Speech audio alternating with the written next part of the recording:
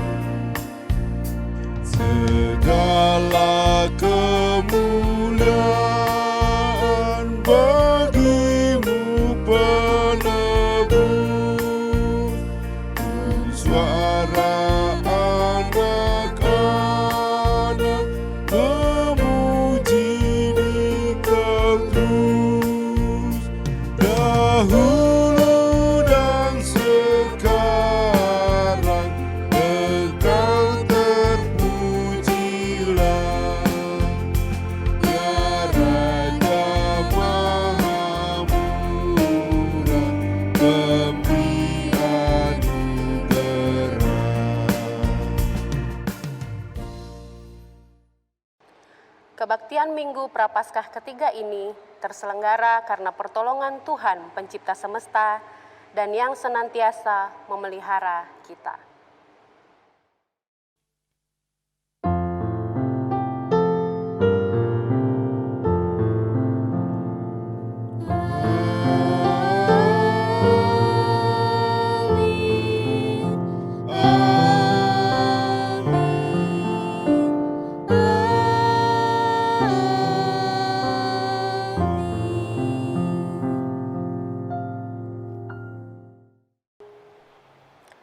Kasih karunia dan damai sejahtera dari Allah, Bapa kita, dan dari Tuhan Yesus Kristus menyertai saudara sekalian. Dan menyertai saudara juga. Cinta untuk rumahmu menghanguskan aku. Tema ini akan kita hayati bersama pada hari ini melalui kisah penyucian bait Allah yang dilakukan Yesus. Penyediaan hewan-hewan korban dan penukaran uang untuk keperluan peribadatan umat telah bergeser untuk kepentingan sendiri. Ia marah karena bait Allah tidak lagi dipakai untuk menyatakan cinta manusia kepada Allah, namun hanya untuk kepentingan sendiri. Untuk menyatakan bakti kita kepadanya, kita ungkapkan dengan peribadatan yang kita selenggarakan. Menghayati panggilan Tuhan, kita datang baginya dan puji bagi kemuliaan namanya melalui PKJ 8, bait yang pertama dan yang ketiga, bukalah gapura indah.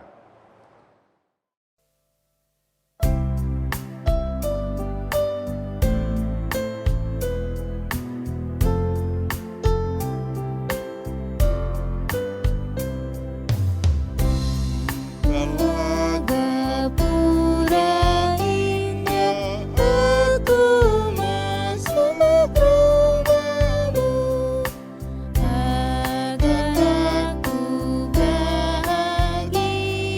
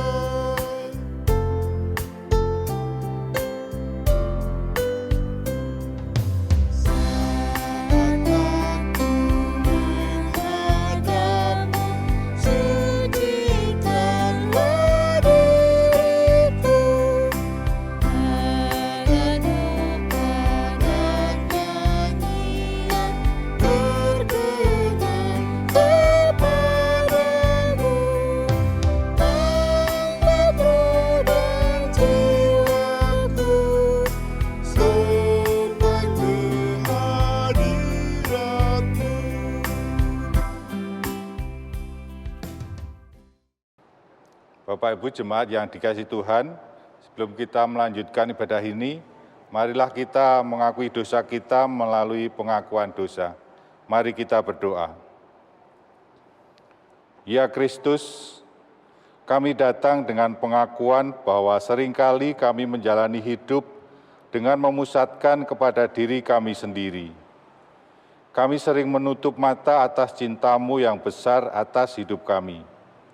Kerap kali kami mengesampingkan keberadaan sesama kami dan mengejar hawa nafsu dan keserakahan kami.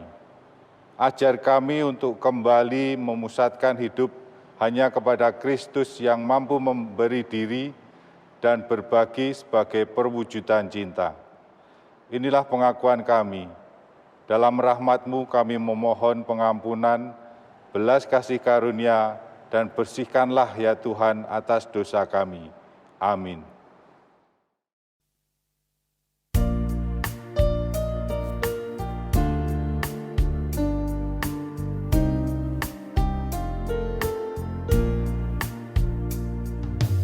Adakah tempat baginya yang menanggung dosamu? Yesuslah ketuk hatimu, sambutlah penebusmu. Berikanlah tempat baginya dan dengarkan sabdanya. Bukalah pintu hatimu, sambut Dia segera.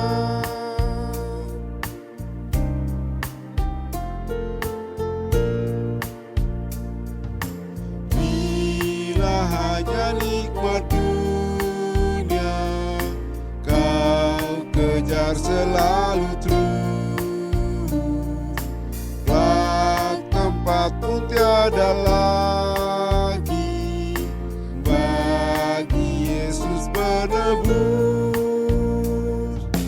Berikanlah tempat baginya dan dengarkan sabdanya. Bukalah pintu hatimu, sambut Dia segera.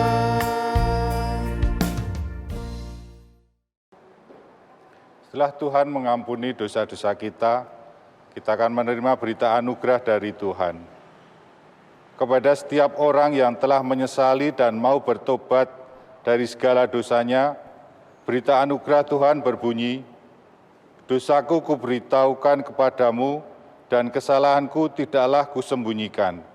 Aku berkata, aku akan mengaku kepada Tuhan pelanggaran-pelanggaranku, dan Engkau mengampuni kesalahan karena dosaku." Mazmur 32 ayat yang kelima. Demikianlah berita anugerah dari Tuhan. Syukur kepada Allah. Tuhan Yesus Kristus sudah menebus kita karena Ia mengasihi kita dan menganugerahkan jaminan untuk memperoleh hidup kekal. Marilah kita saling mengasihi dan saling mengampuni dengan saling memberi salam namase.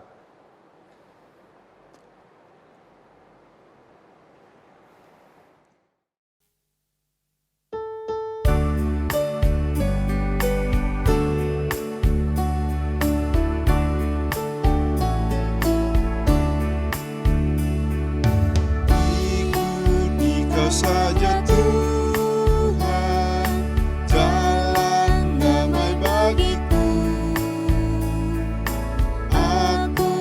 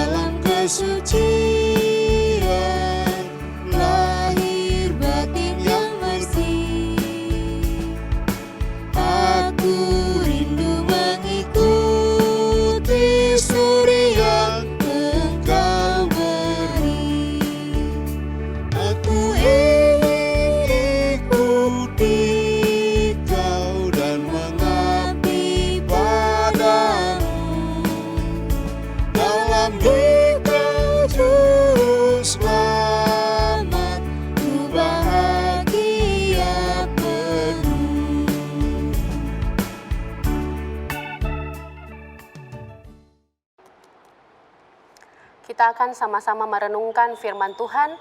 Mari kita menyiapkan hati dan pikiran kita. Kita berdoa. Kami bersyukur Tuhan masih boleh ada hari ini di dalam menghayati Prapaskah kami. Kami rindu Tuhan yang memberi pengertian yang benar kepada kami tentang siapa kami, tentang anugerah hidup yang kami nikmati, dan tentang siapa Tuhan Allah kami. Biarlah Roh Kudus Tuhan sendiri yang menuntun kami lewat perenungan kami pada saat ini. Roh Kudus Tuhan sendiri yang berbicara melalui hamba-Mu kepada setiap kami yang ada di rumah, boleh sama-sama dikuatkan, boleh diteguhkan lagi iman percayanya, dan lebih daripada itu, kami siap dan terus memperbaharui hidup kami menjadi kemuliaan bagi nama Tuhan. Amin. Mari kita membuka Alkitab kita di dalam Injil Yohanes pasalnya yang kedua, ayat 13 sampai yang ke-22. Ketika hari Paskah orang Yahudi sudah dekat, Yesus berangkat ke Yerusalem. Dalam bait suci didapatinya pedagang-pedagang lembu, kambing domba dan merpati, dan penukar-penukar uang duduk di situ. Ia membuat cambuk dari tali lalu mengusir mereka semua dari bait suci dengan semua kambing domba dan lembu mereka. Uang penukar-penukar dihamburkannya ke tanah dan meja-meja mereka dibalikkannya. Kepada pedagang-pedagang merpati itu ia berkata, "Ambil semuanya ini dari sini. Jangan kamu membuat rumah Bapakku menjadi tempat berjualan." Maka teringatlah murid-muridnya bahwa ada tertulis, "Cinta untuk rumahmu menghanguskan aku." Orang-orang Yahudi menantang Yesus, katanya, "Tanda apakah dapat engkau tunjukkan kepada kami bahwa engkau berhak bertindak demikian?" Jawab Yesus kepada mereka, "Rombak bait Allah ini, dan dalam 3 hari aku akan mendirikannya kembali." Lalu kata orang Yahudi kepadanya, 46 tahun orang mendirikan bait Allah ini, dan engkau dapat membangunnya dalam 3 hari. Tetapi yang dimaksudkannya dengan bait Allah ialah tubuhnya sendiri. Kemudian sesudah ia bangkit dari antara orang mati, barulah teringat oleh murid-muridnya bahwa hal itu telah dikatakannya. Dan mereka pun percayalah akan kitab suci dan akan perkataan yang telah diucapkan Yesus. Demikianlah pembacaan firman Tuhan dan Injil, dan berbahagialah kita yang mendengarkan firman Allah dan memberlakukannya dalam kehidupan kita sehari-hari. Hosiana.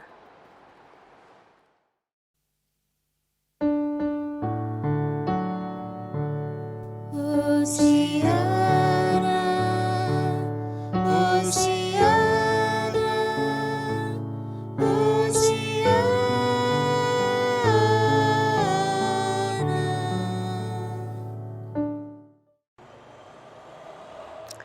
Saudara-saudara yang terkasih di dalam Tuhan, di minggu ketiga Prapaskah kita, hari ini kita akan membahas menjadi perenungan firman Tuhan kita adalah cinta untuk rumahmu menghanguskan aku. Ketika kita bicara tentang cinta, tentang kasih, mungkin kita akan secara tidak sadar berefleksi tentang banyak pengalaman-pengalaman cinta yang kita alami dalam hidup. Rasa sayang, rasa kasih yang kita mungkin dapatkan dari orang tua, dari teman, dari saudara, itu mendorong kita jadi pribadi yang lebih baik. Tapi tak jarang ketika kita mengasihi atau mencintai seseorang atau sesuatu, maka kita berusaha untuk terus menjaga, bahkan bila perlu memelihara apa yang kita sayang tersebut. Orang yang kita cintai, misalkan keluarga kita akan selalu berusaha untuk terus ada bersama-sama dengan mereka. Jadi ketika kita berbicara tentang cinta, ini berbicara tentang keseluruhan individu. Jadi di segala seluruh aspek kehidupannya secara holistik, pikiran, perasaan, perkataan, perbuatan-perbuatan yang dilakukan. Semuanya sangat erat dengan itu semua. Kalau kita perhatikan pembacaan kita saat ini di dalam Yohanes 2 ayat yang ke-13 sampai 22 menceritakan tentang bagaimana Yesus ketika dalam perjalanannya berkunjung ke Yerusalem untuk merayakan hari raya Paskah orang Yahudi, Yesus menemukan sebuah kenyataan yang sangat membuat dia marah. Orang-orang melakukan banyak perdagangan di bait Allah. Bait Allah diyakini oleh bangsa Israel, oleh orang Yahudi sebagai tempat di mana setiap orang bisa berkumpul, beribadah, merasakan hadirat Tuhan. Allah ada di dalam bait Allah. Bahkan Tuhan Allah sendiri adalah yang empunya bait Allah tersebut. Tapi dalam kenyataan yang didapati Yesus pada saat itu, sepertinya terjadi kesalahpahaman. Yesus sangat marah dan menegur. Bahkan kalau kita baca di dalam pembacaan kita tadi, digambarkan bagaimana emosi Yesus sampai dia harus membalikkan meja. Sampai dia dengan sengaja membuat cambuk dari tali untuk menunjukkan betapa dia sangat marah dan tidak setuju dengan apa yang terjadi di bait Allah pada saat itu. Kalau pertanyaannya, nah kalau begitu apakah tidak boleh ada perdagangan di dalam gereja? Bagaimana dengan kegiatan-kegiatan mencari dana untuk mensukseskan pelayanan gereja? Bapak Ibu Saudara sekalian, pertanyaannya bukan boleh atau tidak boleh. Tapi ketika kita berbicara tentang bait Allah, apa yang seharusnya menjadi center atau fokus dari bait Allah itu? Inilah yang dikritik oleh Yesus terhadap bait Allah pada saat itu. Fungsi bait Allah sesungguhnya adalah untuk memuliakan Tuhan. Tetapi sepertinya pemuka-pemuka agama pada saat itu melupakan apa yang menjadi tujuan utama keberadaan bait Allah. Orang-orang Israel diajarkan untuk terus memuji dan menyembah Tuhan, memuliakan Tuhan dengan memberikan persembahan yang terbaik. Dan sepertinya banyak para pedagang memanfaatkan momen ini untuk menyediakan korban-korban bakaran. Tapi sayangnya korban-korban bakaran yang disiapkan ini ternyata diberikan harga yang tinggi, yang membuat banyak orang-orang yang tidak mampu, orang-orang miskin yang ingin datang memberi persembahan kepada Tuhan, mau tidak mau harus mengeluarkan lebih banyak uang. Belum lagi ternyata ada praktik korupsi di situ. Bahwa ternyata pedagang-pedagang ini pun sekongkol dengan para tokoh-tokoh agama untuk berbagi keuntungan. Jadi, yang terjadi di sini bukan tentang apa yang diperdagangkan, tapi apa motivasi di balik tindakan tersebut. Memberikan yang terbaik kepada Allah tentu adalah sebuah kebenaran dan yang harus terus belajar untuk kita lakukan. Tapi ketika membungkus motivasi itu untuk tujuan menguntungkan diri sendiri, bahkan menipu Allah, itu adalah sesuatu yang sangat mendukakan Tuhan. Dan bukan itu yang Tuhan kehendaki dari umatnya. Ketika Yesus marah dan mengusir orang-orang yang berdagang pada saat itu, kita melihat ada respon orang yang tidak menerima perlakuan itu dan mempertanyakan siapa Yesus. Apa kredibilitasnya mengkritik bait Allah, bahkan mengusir orang-orang. Dan Yesus sekali lagi menunjukkan siapa dirinya. Pada saat itu, banyak orang Israel, bahkan murid-murid Yesus pun tidak menyadari. Karena mereka melihat Yesus sebagai sosok yang nanti akan membawa mereka kepada pembebasan, keluar dari penjajahan, yang akan memimpin, yang akan memberikan kuasa dan jabatan. Padahal keberadaan Yesus sendiri adalah memulihkan umatnya, memulihkan dunia yang Dia kasihi. Nah, Bapak Ibu sekalian, yang Yesus katakan sangat menarik. Hancurkan, robohkan bait Allah ini, maka dalam 3 hari aku akan membangunnya. Kacamata orang awam seperti kita, orang-orang yang lebih banyak menggunakan logika pasti akan mempertanyakan. Tidak mungkin, itulah yang terjadi di dalam bacaan kita. Orang-orang menyepelekan pernyataan Tuhan, pernyataan Yesus. Dia bilang tidak mungkin karena sebelumnya orang membangun bait Allah ini puluhan tahun. Karena apa? Karena orang-orang Yahudi saat itu, khususnya tokoh-tokoh agama yang sudah menganggap dirinya ada di level yang berbeda dengan orang biasa, tidak mau mengakui kuasa Yesus. Mereka melihat, kalau kita perhatikan di dalam perjalanan bagaimana Yesus hidup di tengah-tengah bangsa Israel, Beberapa kali Yesus menunjukkan tanda-tanda kuasanya. Yesus menunjukkan identitasnya sebagai anak Allah. Orang-orang takjub, banyak orang akhirnya mengikut Yesus. Tapi karena keegoisan, karena tidak mau mengakui bahwa kita memiliki kesalahan, seringkali ada penyangkalan. Itulah yang terjadi. Orang-orang Yahudi, orang-orang Israel, tokoh-tokoh agama khususnya, tidak mau mengakui siapa Yesus dan kuasanya.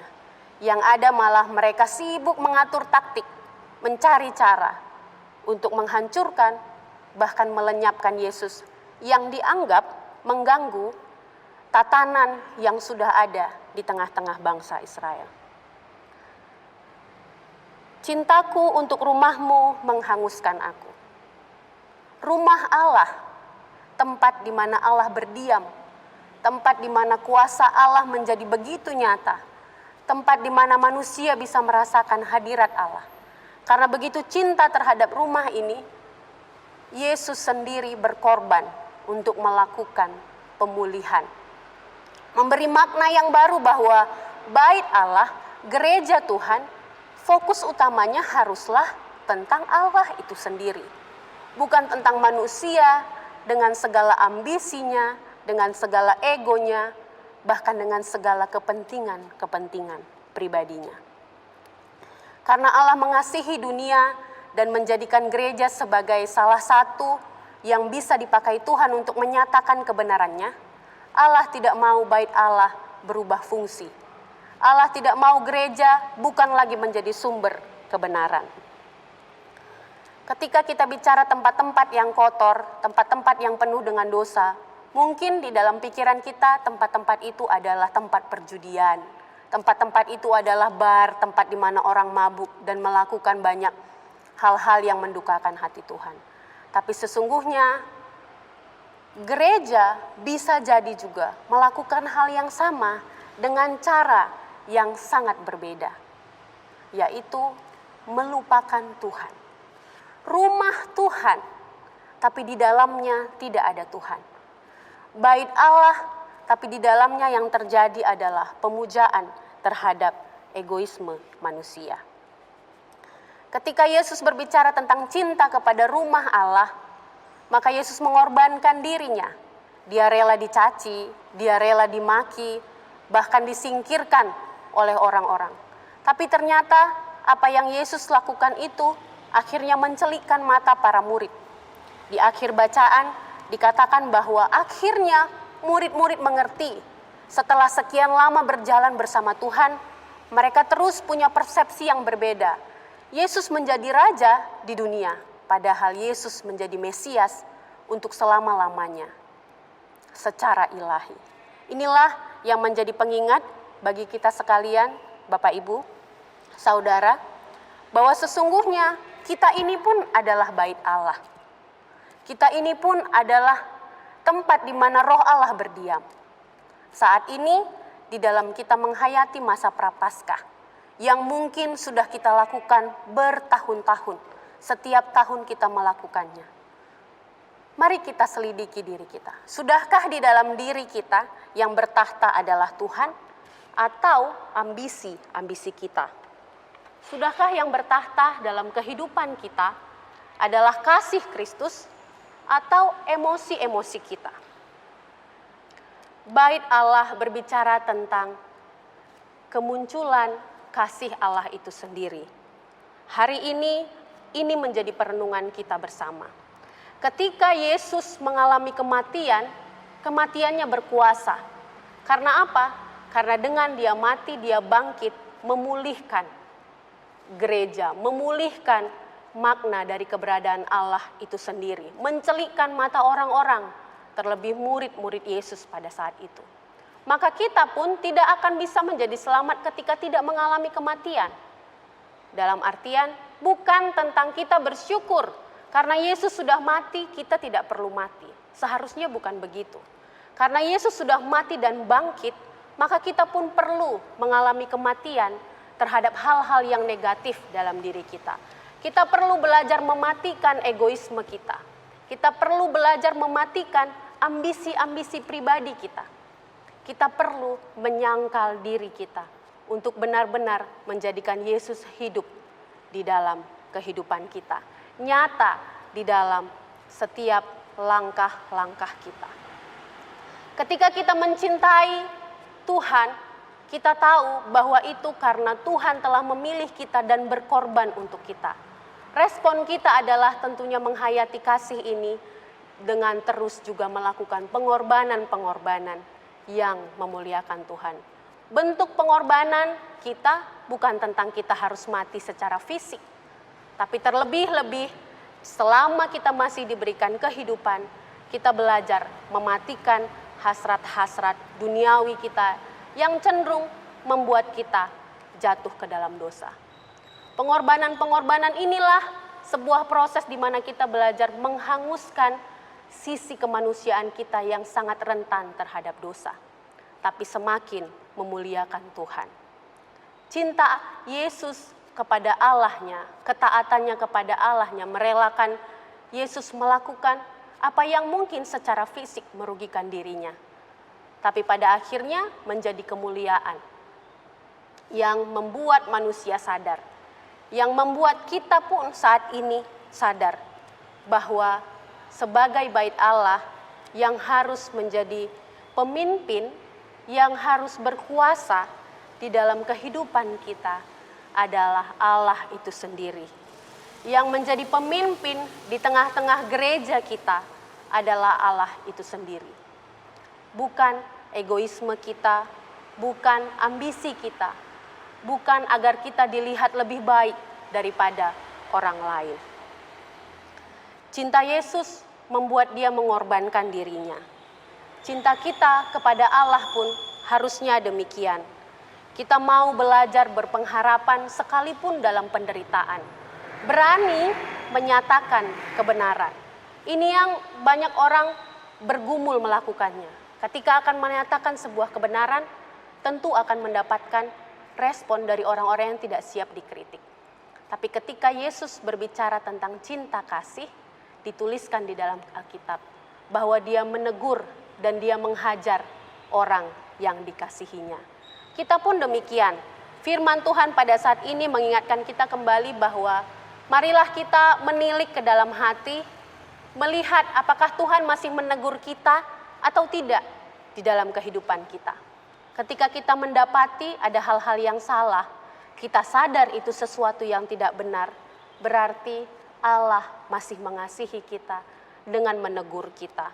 Allah mau kita berbenah diri, supaya segala sesuatu yang Tuhan Allah lakukan nyata dalam hidup kita. Supaya kemuliaan Tuhan sungguh-sungguh terpancar dari hidup kita. Dan dengan demikian gereja Tuhan, kita, keluarga kita mengalami pemulihan karena cinta yang dari Tuhan kiranya terus menolong kita, memampukan kita menghayati firman-Nya, menghidupinya dalam kehidupan kita sehari-hari. Amin.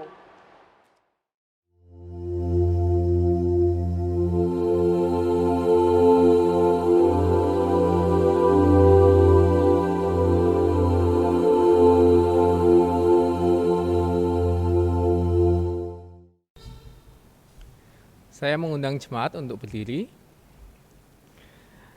Marilah kita bersama dengan umat Allah di masa lalu, masa kini, dan masa depan, mengingat pengakuan pada baptisan kita menurut pengakuan iman rasuli yang berbunyi demikian. Aku percaya kepada Allah, Bapa yang Maha Kuasa, Khalik langit dan bumi, dan kepada Yesus Kristus, anaknya yang tunggal Tuhan kita, yang dikandung daripada Roh Kudus, lahir dari darah Maria, yang menderita sengsara di bawah pemerintahan Pontius Pilatus, disalibkan, mati dan dikuburkan, turun ke dalam kerajaan maut, pada hari yang ketiga bangkit pula dari antara orang mati, naik ke surga, duduk di sebelah kanan Allah, Bapa yang Maha Kuasa. Dan dari sana ia akan datang untuk menghakimi orang hidup dan yang mati. Aku percaya kepada Roh Kudus, gereja yang kudus dan am, persekutuan orang kudus, pengampunan dosa, kebangkitan orang mati, dan hidup yang kekal. Amin.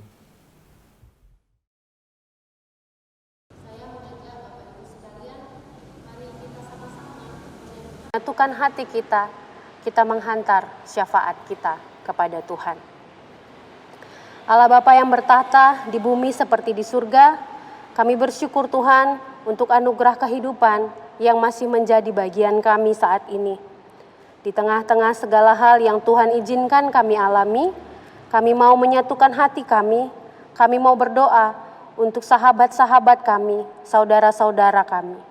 Kami berdoa untuk tenaga medis pasca vaksinasi, khususnya Marcelina, Timo, Bapak Puji, Dr. Yohanes, dan semua tenaga medis yang ada, biarlah tetap dalam keadaan sehat dan Tuhan yang terus memampukan dalam menunaikan tugas untuk merawat para pasien-pasien di rumah sakit.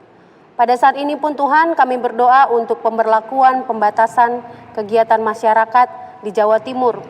Biarlah kebijakan ini boleh memberikan dampak yang baik, pembaharuan, bahkan pemulihan bagi tempat di mana kami tinggal. Berkati juga setiap pemimpin, orang-orang yang membuat kebijakan, biarlah terus diberikan hikmat oleh Tuhan sendiri. Pada saat ini pun kami berdoa untuk pemulihan dan kesembuhan dari saudara-saudara kami, terkhusus Penatua Jasmadi, Saudari Maria, Ibu Anik, Saudari Meidi, dan juga Tuhan, biarlah Engkau terus menolong mereka, mendampingi mereka, memberkati segala obat yang dikonsumsi agar terus memberikan kesehatan.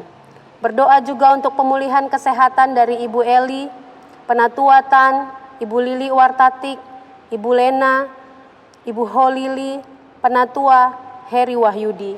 Tuhan, biarlah dalam proses pemulihan ini pun Tuhan tetap memberikan sukacita yang datangnya dari Tuhan sendiri. Bapa, kami teringat untuk orang tua kami yang lansia, yang mungkin saat ini memiliki kerinduan untuk beribadah di rumah Tuhan. Tapi meskipun dalam kondisi yang terbatas saat ini, Tuhan kiranya terus menganugerahkan kesehatan, sukacita, dan pengharapan yang datangnya dari Tuhan. Kami pun berdoa untuk kesehatan para guru dan siswa dalam proses belajar mengajar secara online, Bapak Ibu dosen, mahasiswa, bahkan segala kegiatan-kegiatan yang dilakukan dalam kondisi yang terbatas. Tidak menjadi hambatan bagi setiap kami untuk terus bertumbuh, untuk terus mendapatkan pendidikan, dan menjadikan anak-anak di tengah-tengah gerejamu terus bertumbuh juga. Kami berdoa Tuhan untuk pelayanan tim multimedia dalam setiap ibadah online yang kami kerjakan, biarlah itu boleh menjadi berkat Bapa bagi banyak orang. Berdoa juga untuk PT UBS, terutama berdoa untuk kesehatan bagi setiap orang yang ada di dalamnya, owner, staff, dan para karyawannya. Biarlah Tuhan terus menjadikan PT UBS juga menjadi sebuah tempat di mana nama Tuhan dimuliakan dan boleh menjadi berkat bagi banyak orang. Kita akan mengakhiri syafaat kita dengan menyanyikan doa Bapa kami.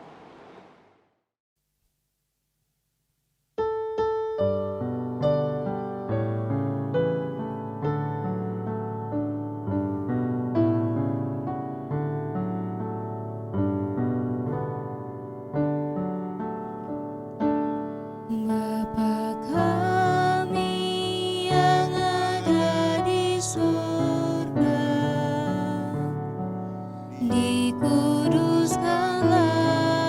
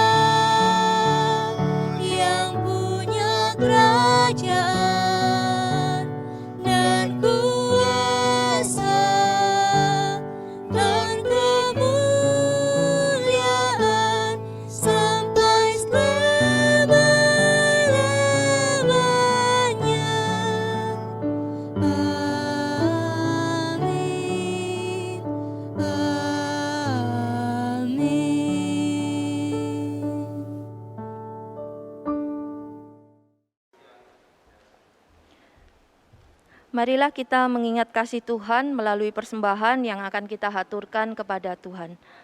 Firman Tuhan dari 1 Petrus pasal yang kedua ayat yang kelima, dan biarlah kamu juga dipergunakan sebagai batu hidup untuk pembangunan suatu rumah rohani, bagi suatu imamat kudus untuk mempersembahkan persembahan rohani yang karena Yesus Kristus berkenan kepada Allah.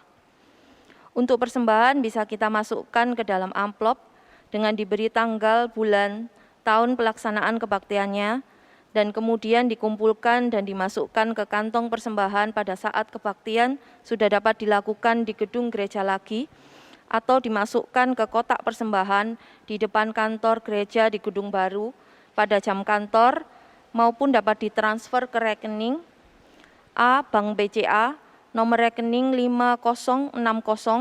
5060252744 atas nama Natalina Supriyanto atau Ratna Ardani, atau B Bank Mandiri nomor rekening 1400163300749 atas nama Gereja Kristen Indonesia Lebak Jaya.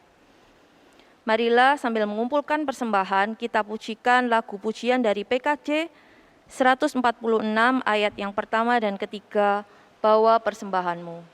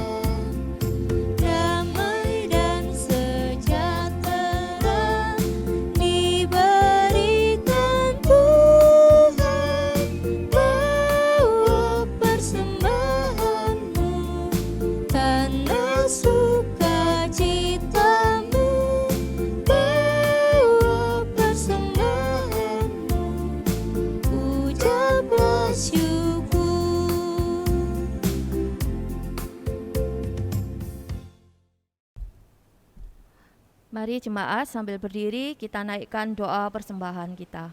Mari kita berdoa. Segala ungkapan syukur hanya kepadamu Bapa di sorga, untuk kasih karunia dan berkat yang telah kami terima dan kami nikmati hingga saat ini. Kami tahu dan percaya bahwa semua berkat yang kami peroleh itu adalah karena kemurahan hati Tuhan di dalam kehidupan kami. Untuk itu Bapa di sorga, sebagai wujud nyata ungkapan syukur kami kepadamu, saat ini kami memberikan persembahan kami yang sudah kami persiapkan, yang kami sisihkan dari berkat Tuhan itu. Tolong kuduskan dan terima persembahan kami ini, agar persembahan ini bisa menjadi berkat untuk pelayanan gerejamu dan bagi sesama kami yang membutuhkannya. Ajarkanlah kepada kami, supaya bisa terus mengucap syukur di dalam segala hal, dan juga mempersembahkan hidup kami untuk kemuliaan Tuhan. Berilah hikmat kepada majelis jemaat yang akan mengelola persembahan ini, sehingga bisa mempergunakannya untuk kemuliaan nama Tuhan dan menjadikannya sebagai alat perluasan kerajaan Tuhan di bumi. Terima kasih Tuhan Yesus, di dalam nama-Mu kami berdoa dan bersyukur. Amin.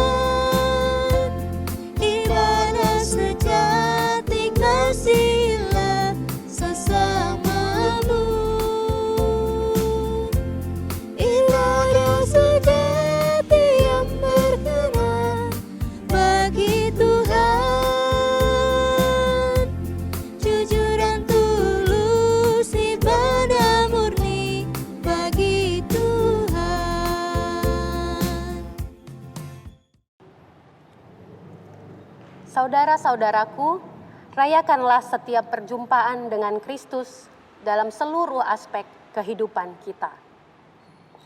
Kini, arahkanlah hati kita kepada Tuhan. Kami mengarahkan hati kami kepada Tuhan. Jadilah saksi Kristus dengan memberlakukan kasih di tengah dunia. Syukur kepada Allah, Terpujilah Tuhan, sumber kehidupan. kini dan selamanya. Kita masuk di dalam berkat. Undur dan kembalilah ke tempat kita masing-masing dengan tetap mengingat dan percaya bahwa Tuhan Yesus Kristus dalam kuasa Roh Kudus akan menguatkan dan memimpin kita. Arahkan hati kita dan terimalah berkat-Nya. Tuhan memberkati kita dan melindungi kita. Tuhan menyinari kita dengan wajah-Nya dan memberi kita kasih karunia. Tuhan menghadapkan wajah-Nya kepada kita dan memberi kita damai sejahtera. Hosiana. Amin.